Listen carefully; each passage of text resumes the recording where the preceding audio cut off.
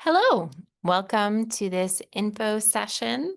I am here today to talk with you about our upcoming Assistance to Infancy course at the Montessori Institute here in Denver, which will begin in September of 2025 and finish in summer of 2027. My name is Erin Smith. I am the Director of Training for 0 to 3 or Assistance to Infancy here at TMI, and I will be the trainer on this course. So the purpose of this session is to give you some information about the course and all that's involved, about myself and who you'll be learning from, about the Montessori Institute, our training center, and some information about our team. I've included my contact email on the slide here, and please do not hesitate to reach out to me with any questions you might have. I'm always happy to answer any questions about training and about TMI. So I'm going to start with some introductions from some very, very important people in my life and hopefully in your lives as you join us here at TMI, we hope. I am sort of surrounded by an amazing group of humans, and TMI has a long history of wonderful, wonderful community, whether it be trainers, staff, students, alumni. We are really blessed. And so here I am. I'm your director of training. Again, my name is Erin Smith. A little bit about me. So I have been a trainer for AMI, Association Montessori International, which is the training organization, teacher training organization that Maria Montessori herself founded toward the end of her life to ensure that her work would continue and go on. And so that is the organization that we work with here at TMI, and I am an AMI trainer. I have been a trainer since 2018. I started my work in Montessori way back in 2001. And I began by working with infants in a Montessori infant environment called a Nido. I completed my training here at TMI in 2003. And then I went on to complete my 3 to 6, sometimes called primary or CASA AMI training in 2008. I have a master's degree in Montessori education through Loyola University in Maryland. And fast forward, I'm now actually a professor for Loyola because our program is, we run a concurrent master's program with them. I have worked for many, many years, most of them as a guide in a classroom. So since 2001, I've worked in led Nido environments, infant community, which is a toddler classroom of toddlers. I've run primary, which is a 3 to 6 environment for 3 to 6-year-old children, Montessori environment. I've been a facilitator for caregiver child classes, so working with families and their children. I have been a Montessori instructional coach, so working with Montessori guides, teachers in a school to support them. And I am an AMI USA school consultant, so I consult with schools around the country. And as I've said, I am also a trainer through AMI. Aside from all of that, I'm also the parent of a 7-year-old.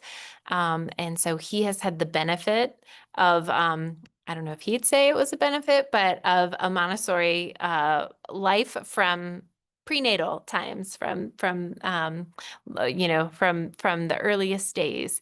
And so I've kind of lived this training both as a guide and as a parent. I live with my son and my partner, Kevin, and our pets in Lakewood, Colorado, so just outside of Denver, pretty close to the Institute. Next in line of these photos is Winkle Tucker, who is a dear, dear colleague and friend. She's an incredible resource. Winkle has many, many years of experience as a classroom guide, um, as again, parent, caregiver, child, class facilitator. She currently works as an instructional coach during the academic year at a large school in Chicago. And she, then comes and joins us in Denver in the summers to be with us. Winkle is also an alumna of TMI. She is also trained 3 to 6 and elementary, or 6 to 12. Yeah, she's just an incredible, incredible human being, a true light in this world. Next to her, we have the founder of TMI, who was my trainer and Winkle's trainer, our mentor for many, many years. She is still the president of TMI's board, and she still comes to see us every summer to spend some time with us and some time with our students. She is the person responsible for many of our beautiful traditions here at TMI, and just a kind of a giant in the world of Montessori training and bringing Montessori to children under 3 in the United States and all over the world. Next, we have Christy Archuleta. So Christy is 0 to 3 guide. She's worked in NIDO and infant community. She's also a parent of 2 wonderful young adults, and she works as our administrator. So she is kind of that go-to person for all the practical side of training for things like, finding housing, paying tuition, getting a list of local, childcare and Montessori schools for your children if you're traveling with them in the summer. She's an incredible person. She's very loving and kind. She's also like a 3rd generation Denver native, so she's got great knowledge of the city and things to check out. So she's going to be a great resource for you. And then finally, we have Katie Mattis. So Katie Mattis is our executive director. Katie is also a graduate of TMI. She's also trained at the elementary level, AMI trained in Montessori, and she has many years of experience working as a classroom guide and then as a principal. And a lot of her experience, not all of it, but lots of her experience and passion has been in the public sector. So she was the principal of a Montessori public school here in Denver Public Schools for a number of years. And we're very lucky to have her here as our executive director. She's also a Montessori parent of 2 adolescents, a kind of crafter extraordinaire and just a wonderful support. So when you think about where coming to Montessori training, sometimes it can be a little overwhelming, but just know that you've got this team of people kind of ready to encourage you, because our commitment is to serve children by helping more people to become Montessori guides. So I always like to start any lecture, any workshop, any conversation about Montessori with a quote from the woman herself, Dr. Maria Montessori, who founded this method of education that we call Montessori education. Dr. Maria Montessori was a medical doctor. She was one of the first at the time, way back in the late 1800s in Italy. And at that time, special education was something that was really sort of, it was just getting started. And it was something that was the focus of physicians, right? So it wasn't really something that educators or teachers, traditional teachers, were looking at. It was more something that physicians were working on. And so that is kind of how Montessori got her start. Sometimes people say, medical doctor to education, how did that happen? Well, it started with neurodivergent children, right? And after having a lot of success with those children and finding a lot of satisfaction, she made the decision to focus her attention on neurotypical children and had incredible results with them as well. And, Dr. Montessori was really clear that the work of a Montessori guide is different than the work of a traditional teacher. And so, um, a Montessori guide, we have to prepare ourselves in a different way.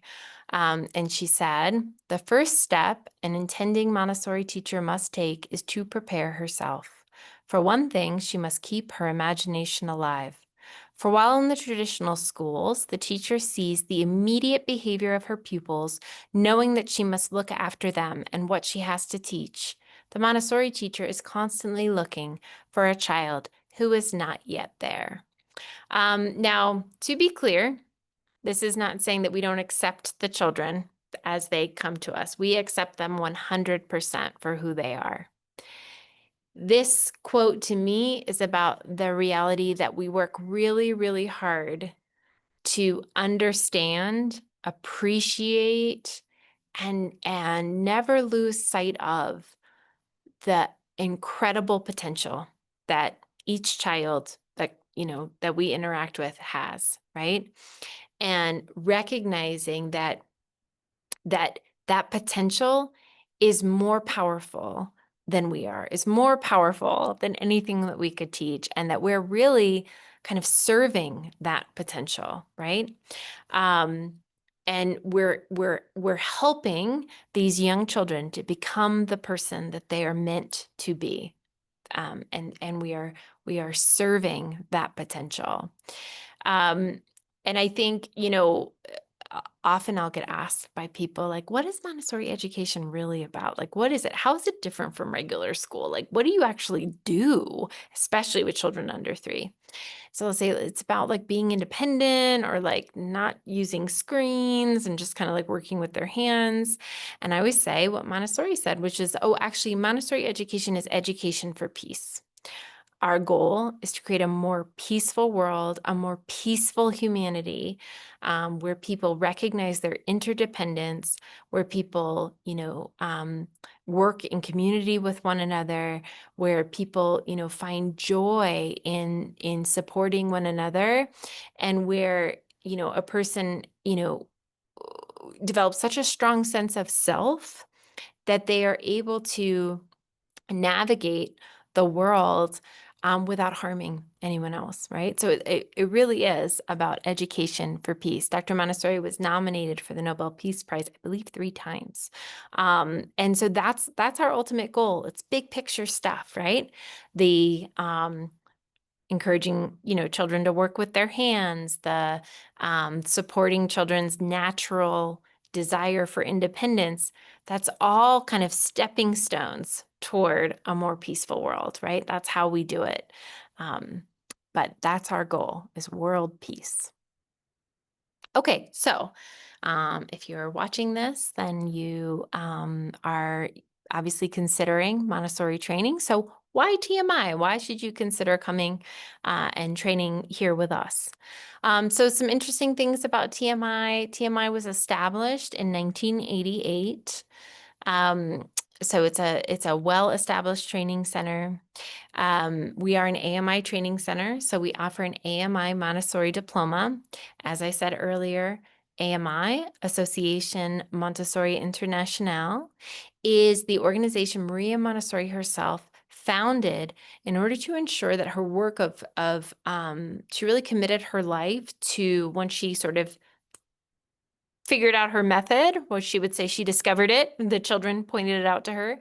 She really committed herself to traveling all around the world and training people to be able to offer this, right? And so she wanted to make sure her work continued in perpetuity. And so she founded AMI. And so I feel really strongly that the importance of that. I feel the responsibility of that I am carrying on work that Maria Montessori herself began, and that I have a responsibility to Dr. Montessori and her legacy, and to AMI to do my best in my work. So I think that history and that legacy is an important part of the AMI diploma. Another really important part of the AMI diploma is that it is an international diploma. So it is accepted throughout the United States and also around the world. So we are an international training center. We have students from all over the world, and our AMI diplomas are accepted all over the world.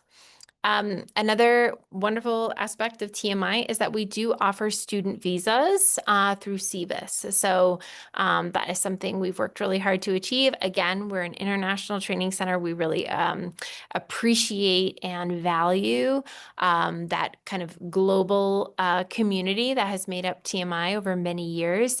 And so we want to do everything that we can to support students from around the world to come here to TMI and to learn with us and to teach us, right? So that's kind of another wonderful aspect of the Montessori Institute.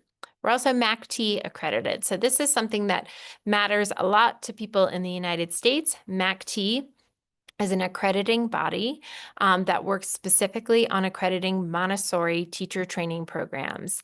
And MACT accreditation is really important often when it comes to things like state licensing, right? And so it's, there's nothing additional you have to do for your, MACT accreditation. We've sort of done all the work, but your diploma is from a MACT accredited training center when you train with TMI. We also partner with several institutions. So we offer a partnership, a concurrent bachelor's program with the University of Hartford in Connecticut, a master's program with Loyola University in Maryland.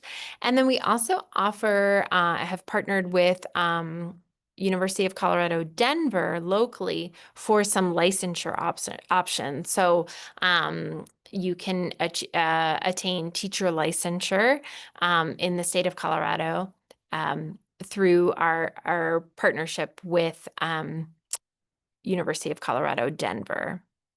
One aspect of our 0 to 3 Montessori training, and this is true for any AMI training, we are always balancing the head and the hands. And so we make materials, we sew, we make language cards, we make mobiles.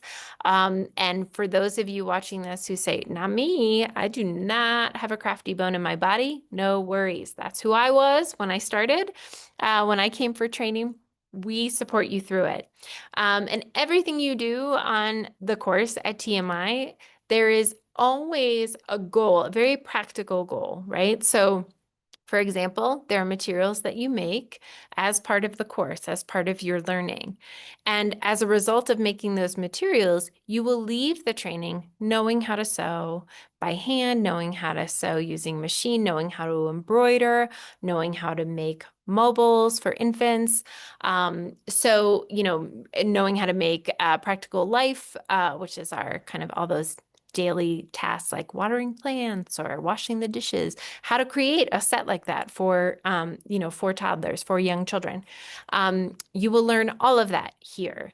And we are very lucky because I am not an expert on sewing or material making, but we have a wonderful expert that we work with here who is a professor at a local art and design college, and she comes and spends time with us to help students to create materials. So that's another really lucky thing. We have a material making room that's completely, outfitted and dedicated to supporting you in making your materials. Another wonderful thing about TMI is that we offer a blended course format. What I mean by this is that some aspects of the course are delivered online, kind of through the academic year, September through June. And then we have 5 weeks in person each summer. So in summer 2026 and summer 2027.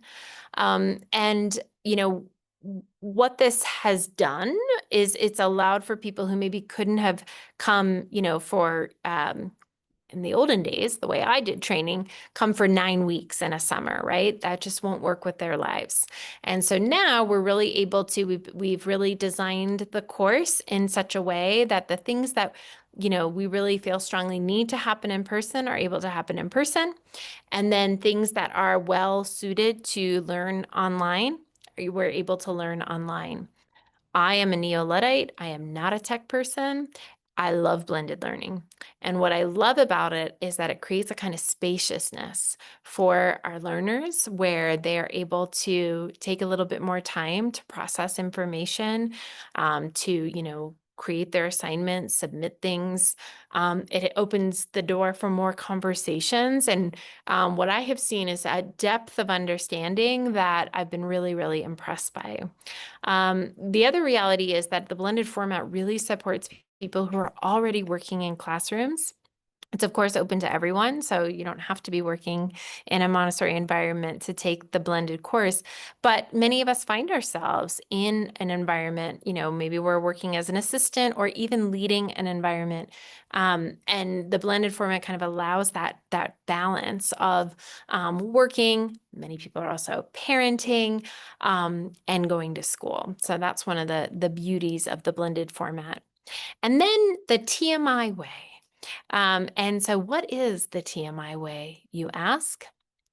So there are things at TMI that are part of a long history. I have not created these traditions. They've evolved over time and through the community, but it really makes TMI, in my humble opinion, a very, very special place. So what do these traditions include? One thing is we do a daily relaxation. So I've mentioned that we feel really strongly that the head and the head and the hands need to be balanced, right? So a certain amount of our time when we kind of gather together for those in-person sessions, there's a certain amount of time that we're working. We're thinking, we're discussing, we're taking notes, we're processing, right? And then we're spreading out and sewing and chatting. I always think of it like a quilting bee, just getting to know one another, spending time together. And in the middle of the day, sort of, after usually our mornings are full of kind of information, very heady stuff. We then, before we break for our lunch, we do a relaxation. And this relaxation, we refer to it as RAT. RAT stands for respiratory autogenic training. It is actually a relaxation technique developed in Italy by an obstetrician with the goal of helping people in labor to be able to rely on themselves and sort of coach themselves into that relaxed state. It's kind of all about tuning in to our own body and experience and just kind of in a way sort of tuning out the rest of the world, which is a really grounding and kind of refreshing thing to do. So it was developed for people who were pregnant, but we do it just for relaxation every day, just as a little pause, a time to relax. Sometimes people fall asleep and they take a nap, which is a great thing to do also. So, we try to, again, have a balance. And so, part of that balance is really building in time to relax, to reflect, to process, right? Kind of unconsciously process and just be in our bodies. So we do that every day. We have weekly picnics. So on Fridays, we go to the park. We have coffee in the park, and then we do some fun discussion groups and get to learners get to hang out and chat with one another. Part of that weekly picnic is a practice of Greek dancing. So Greek dancing is a communal form of dance. Again, I have 2 left feet, I cannot dance. Don't worry, nobody can do the Greek dance usually when we start, but it's an easy dance to learn. It's an opportunity for us to, again, spend time together, build community without words, without language, and that universal language that is dance. So we do our Greek dance on Fridays. And then we have lots of other traditions and celebrations. We know that when people come to Denver from far, they sometimes are a bit homesick. So we have some special traditions to help with that. We have lots of things that we do to celebrate the various cultures and people and languages that we find ourselves together with in the summers and throughout the course. And so we have a tradition, for example, of when someone has a birthday, we sing happy birthday in all of the languages that are represented on the course. And so that's how I've learned to sing happy birthday in Japanese and Dutch and Romanian, and you will too. So that's another wonderful tradition that we have. And generally, I think, as I said, everything that we do on the course is intentional and it serves a purpose. And I would say one of the things, I said we want, our goal is to support guides to serve children, right? And part of that is doing it joyfully, right? Being part of a community, being of service to humans in a way where we're joyful, where we take the time to celebrate, where we find opportunities to enjoy one another's company and to make a celebration out of the everyday. And so we try to offer you that on the course, right? So with the hopes that you will then bring that into your work, whether it's in a school or in your family, bringing it to children and all the people in your lives. I want to take a moment and just speak to the benefits of blended learning. So I've said a little bit about this already, but really this course is designed with working professionals in mind. Again, you don't have to be a working professional, but just knowing that the goal is to support every student wherever they are. And, with the idea in mind that many people on the course are going to be balancing this with work. And so um, how can I, my question to myself is always, how can I help my learners to know, especially if they're working with children, that they're living this course every day, right? And what a wonderful opportunity to integrate the information you're getting when you're applying it every day. Another benefit of blended learning, I believe, is that it is more student-centered. And so I have, come from a tradition of kind of all in-person learning and now shifted to blended learning. And one of the things that I really appreciate is how much it has allowed me to get to know learners, to really hear a variety of voices and a variety of experiences, because we're all able to share. I have, for example, we have our classes and, those include discussions, but also, I have office hours every week, right? So I'm able to kind of pop in and I've had some of the most amazing conversations just this past year during office hours.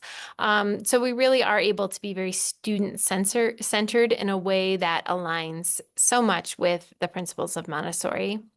We're able to support a variety of learners. This is a personal passion of mine.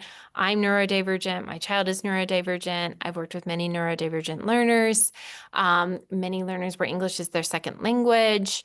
And uh, I feel that blended learning really allows me to support learners, and connect people with, apps that are supportive of learning, or I've had conversations where learners kind of share, this is what's helping me, these are the strategies that have worked for me, right? And so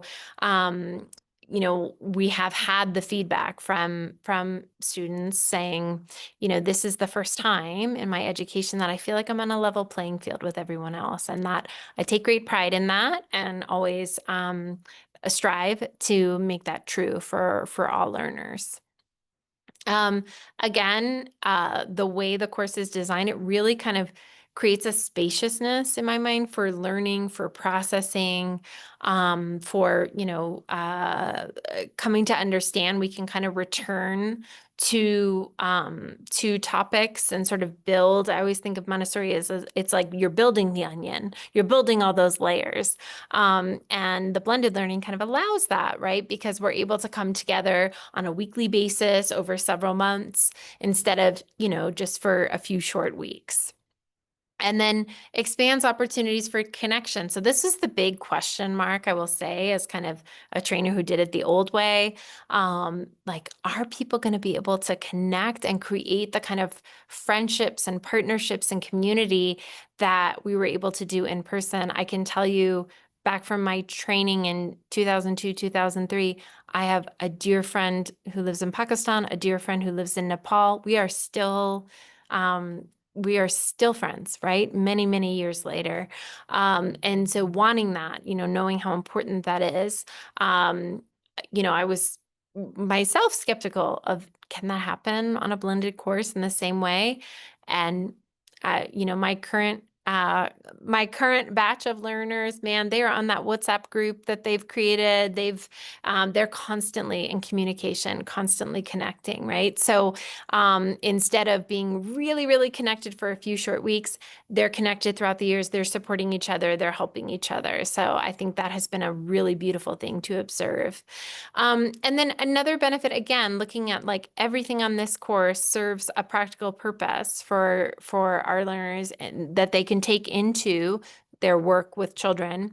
The reality is that tech is something that schools are using, right, for record keeping, for parent communication. And so we have, a learning management system that we use that there's a course that you will work through to learn how to use it, right? And we've had people who started the course with very, very limited experience with technology who are rocking it. They're rocking this work on the online and on the LMS. And we're there to support every step of the way. We have another wonderful human who is kind of our tech support person, and she's also a Montessori trainer, an AMI trainer. And so she supports me, she supports all the learners in making sure that that tech side is really understood, right? And that people are getting what they need from the course. So just some kind of nuts and bolts. The blended format will begin in September 2025 and will end kind of at the end of July of 2027. So we've got modules. So these modules of online learning that are synchronous. What that means, synchronous, is that we have class that you show up to, right? They're on Saturdays from 9 to 12, so 9 a.m. to 12 noon Mountain Time. So September through November 2025, then April to June 2026. Then we come in person from June to July of 2026. Then we're back online, September to November 2026. And then we come together again for our second in-person block in the summer of 2027, so June, July 2027. Then we have some asynchronous modules. So the first is in January 2027, the second is in April 2027. Asynchronous means that these are specially designed modules, learning modules that are self-guided and self-paced. So sort of the expectation is you'll complete them over the course of this month, but you're not having to show up to class at a specific time. Again, I have weekly office hours, so any questions that come up as you work through them, you're always welcome to. We're in very close communication with our students, but those asynchronous modules, kind of an opportunity for you to really be able to do your work whenever works best for you. Maybe it's in the middle of the night, maybe it's early in the morning, whatever works best. So one of the things that kind of makes AMI Montessori training stand out is that a big part of the work that you do is create your own curriculum manuals. So there are no textbooks. You're basically writing your textbook. And this is really important because these albums, these manuals, are what you're going to take with you and refer to often in your work with children. So these are albums that I would go back to over, you'll see them when you come, my old handwritten albums that are, but every time I went to give, a presentation for the first time in a school year, I'd go back and review my album. So these manuals you will create, again, with our support. We now have the option of digital albums. So you can have a physical album or you can have a digital album that you refer to. And again, we have a whole training module on how to create each of these albums digitally. So the albums that you create, Montessori theory, so all of the theoretical underpinnings of what we do that came from Maria Montessori. Home environment. So that's all about, supporting parents or creating a home environment for young children, all aspects of it, thinking about, sleep and thinking about toileting and thinking about clothing, and all aspects are covered in home environment. Psychosensory motor development. So those are all the ways that we support the development of the hand in the young child and then their gross motor development. So we get into the science and the neuroscience behind movement, and then what are the materials, what are the things we can offer young children to really support optimal development when it comes to their movement. We have a medical text. So this is a text that was created by Dr. Silvana Montanaro, who was Judy Orion's trainer, who worked on the original assistance to infancy courses in Italy, and she was a physician. And so this medical text is, it basically gives basic medical information that is supportive of children. So you don't have to be a doctor or nurse or, memorize anatomy and physiology, nothing like that. But we do study basic anatomy. We study obstetrics, right? So all the things that go into pregnancy and childbirth. We study nutrition. We study hygiene, and so we look at these things basically just from the lens of how do we support children, right? And what do we? So we have a complete picture of like the incredible work that goes into the self-construction, as we call it, of this young child that begins in utero, right? So it's a very simple text, not super complicated, but it does kind of give you a foundation of information about those topics and sort of how to support children and families with those things. Next, we have foundations of personality development. So these are all of the aspects that go into the creation of a personality. So social development, cognitive development, developmental differences and monitoring, right? How do we support children who might have a developmental difference? We look at things like diversity, right? And all of the many ways humans show up in the world and how that impacts our identity and our sense of self. We talk about the attitudes of adults and the impact that has on the developing personality of a young child. Then we have communities. So communities are kind of the nuts and bolts of running a classroom, whether it's a classroom of infants or a classroom of toddlers, which we also call in Montessori, we call our classrooms our environment. So, all the different things that we show infants or toddlers in the environment, how we handle things like community snack, how we handle things like the outdoor environment, giving children wonderful experience in the outdoors. All of that is covered in communities. And then observation. And observation is a really big part of the 0 to 3 training. And we have an album that you will complete with all your observation tasks and notes and summaries of child development. So as I said, observation is a really big part of the 0 to 3 AMI training, as is practice teaching. In the 0 to 3 course, we do 250 hours of observation, which may not sound like a lot, but if you know any graduates, of the ADI training, AMI training, they will tell you it is a lot of observation hours. So why do we place such an emphasis on observation? So first it comes from Maria Montessori. As I said, she was a medical doctor. And she was a doctor at a time when we didn't have MRIs and CAT scans and all the wonderful technology that we have now. And physicians had to really hone their observation skills. And so that's kind of where she began. And she kind of took that very objective, very scientific approach to observation, and she applied it to children. And that's really how she sort of discovered her method. She said the children revealed the education that they needed, right?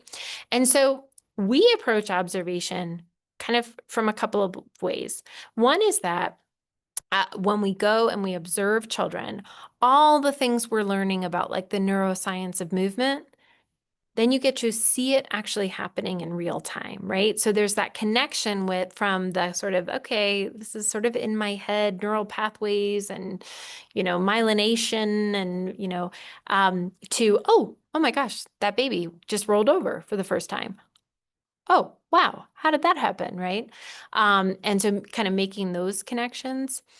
And then, so that's kind of part of it, right? Is to be able to sort of see what you're learning and really see it from a scientific perspective, an objective perspective.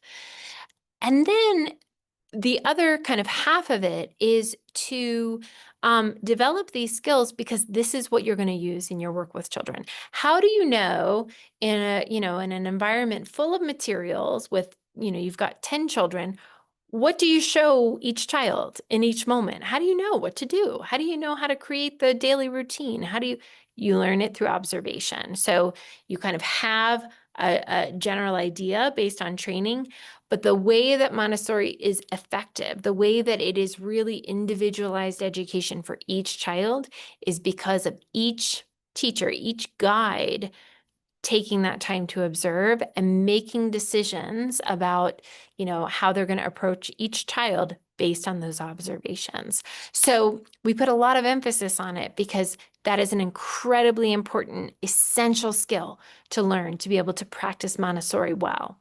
So that is something that you will have the, September 2025 until the end of July 2027 to work on those observations and completing those hours and to hone that skill. And again, what happens as you're doing it is you're submitting notes and summaries, and you're getting feedback from me on those notes, right? So you kind of learn how to observe. And it is an ongoing process. And then practice teaching. So this is something that, any educator prep program is going to require some practice teaching. So this is where you go into an environment and you're supporting an experienced guide, and then you're observed for that practice teaching. So again, that's something that we can help you to kind of figure out and schedule and find a time to do that. Another aspect of the 0 to 3 course is material making. So most of these materials you will make in your first in-person block here at TMI, again, with the support of our material making queen, Karin. So you'll make a toponcino, which is like a little kind of very thin pillow that we use with infants and hold them with, and it's worth its weight in gold, I can say, as a parent.